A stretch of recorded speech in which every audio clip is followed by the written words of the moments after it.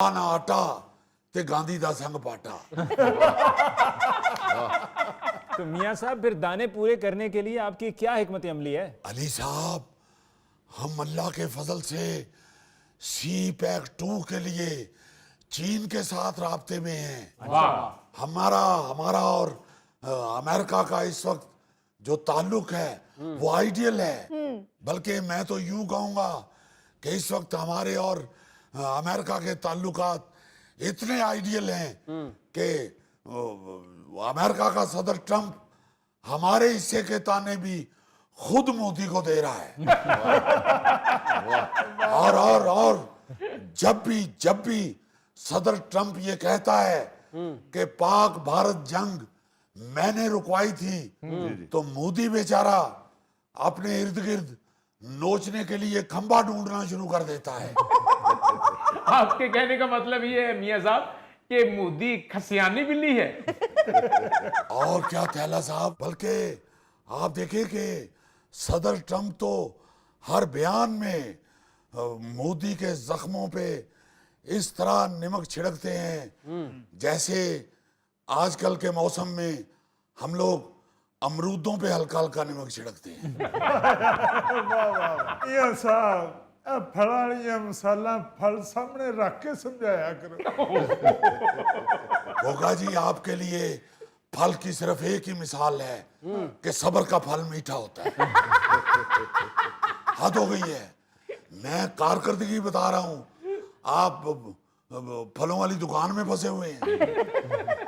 तो अली मुमताज साहब, आप इंशाअल्लाह अल्लाह ताला के फजलो करम से मेरी शहबाज स्पीड पर यकीन रखें।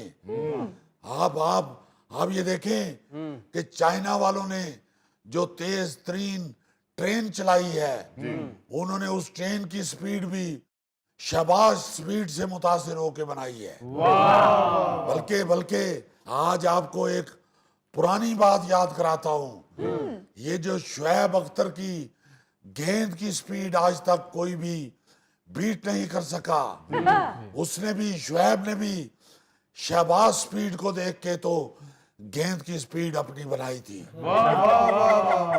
लेकिन मियां साहब, बिलावल भुट्टो साहब का तो कहना है कि पंजाब में आप शहबाज स्पीड बन जाते हैं और जब बात कराची की आती है तो शहबाज स्लो।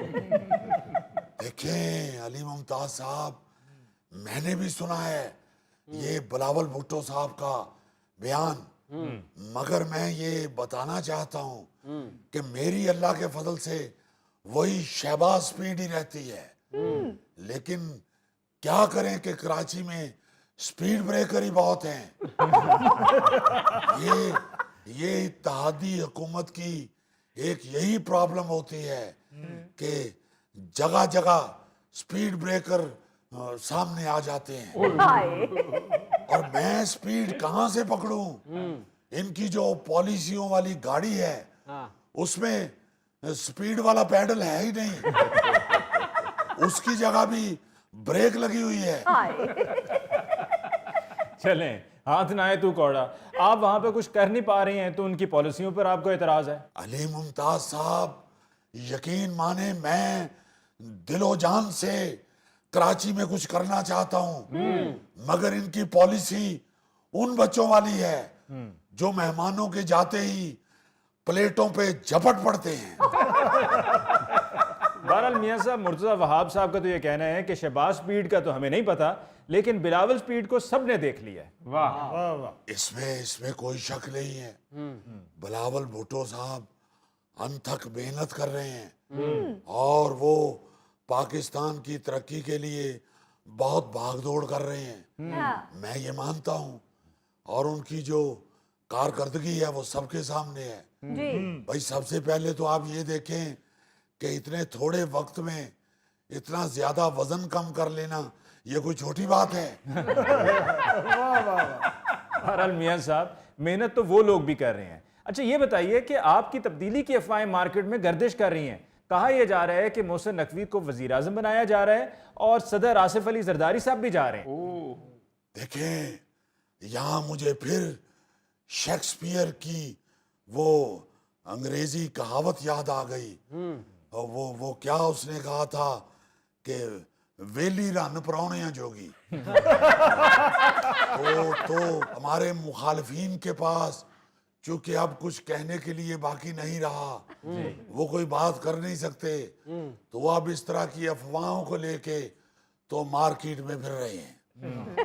मगर मैं आपको ये बताना चाहता हूँ कि अल्लाह ताला के फजलो करम से हमें अपनी हुकूमत पे पूरा एतमाद है। देखिए, मोहसिन नकवी साहब की क्वालिटीज और उनके असर रसूख पे कोई शक नहीं है, मगर मैं अभी यहाँ आने से पहले भी जरदारी साहब की कुर्सी भी मैंने ठोक बजा के देखी है। वो बिल्कुल ठीक है, किसी तरफ से नहीं हिली हुई। और वैसे भी आप जानते हैं कि जरदारी साहब में तो ऐसी ऐसी क्वालिटीज हैं कि वो कुर्सी की एक टांग ना भी हो तो उसे गिरने नहीं देते। और इस वक्त तो उनकी कुर्सी माशाल्लाह चारों टांगों पे खड़ी है। और मैं भी रोजाना अपनी कुर्सी चेक करता रहता हूँ, उसे ना दीमक लगी हुई है और ना उसमें से कोई कील निकला हुआ है। इसलिए मैं ये कहूंगा कि ये सिर्फ हमारे मुखालफीन की हसरत है। अच्छा, और उनकी हसरत के लिए मैं ये कहूंगा कि हसरत उन गुंचों पे है जो बिन खिले मुरझा गए। हाय हाय। मियां साहब, ऑडिट रिपोर्ट के मुताबिक 5 ममालिक ऐसे हैं जिन्होंने पाकिस्तान के करोड़ों डॉलर्स देने हैं। इनमें इराक, सूडान, श्रीलंका, बांग्लादेश और गिनी बिसाऊ शामिल हैं। जी हाँ, आप यहीं से अंदाजा लगाएं अली मुमताज साहब कि पाकिस्तान कितना खुशहाल हो चुका है।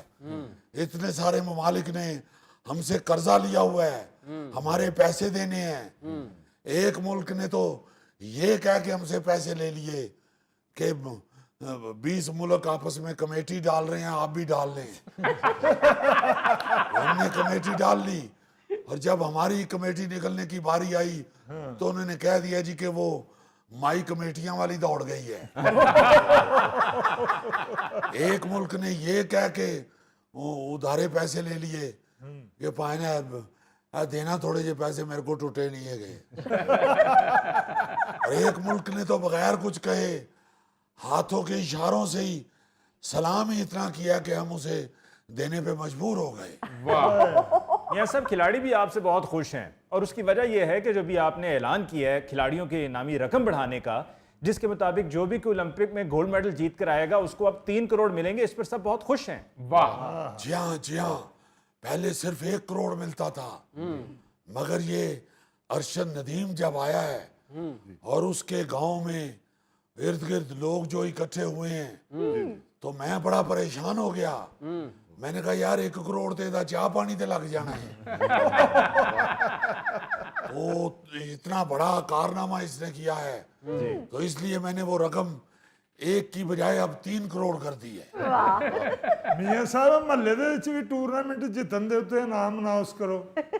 रख देता हूँ गोगा जी, मगर आपने मोहल्ले में भी हार जाना है क्योंकि आप वो खिलाड़ी हैं, अगर अकेले भी दौड़े तो 5वें नंबर पे आते हैं। तो बाद जो चैनलों ਨੂੰ इंटरव्यू दे रहा होंदा है, जे मेरी नाड़ ते नाड़ ना चाहती तो मैं पहले 3 नंबरां च आ जाना। भाई दौड़न ही कला डे हैं तो पहले 3 नंबर केड़े। ਨਹੀਂ ਮੀਆਂ ਸਾਹਿਬ, ਗੋਗਾ 올림픽 ਚੋਂ ਵੀ ਮੈਡਲ ਲਿਆ ਸਕਦਾ ਹੈ, ਏਡੀ ਕਿਹੜੀ ਗੱਲ ਏ।